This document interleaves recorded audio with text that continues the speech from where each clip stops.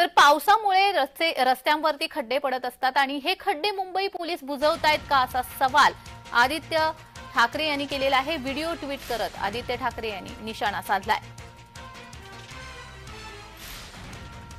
मुंबईतील रस्त्यांवरील खड्डे पोलीस बुजवतायत का असा सवाल आदित्य ठाकरे यांनी केलेला आहे। व्हिडिओ ट्विट करत आदित्य ठाकरे यांनी निशाणा साधलेला आहे।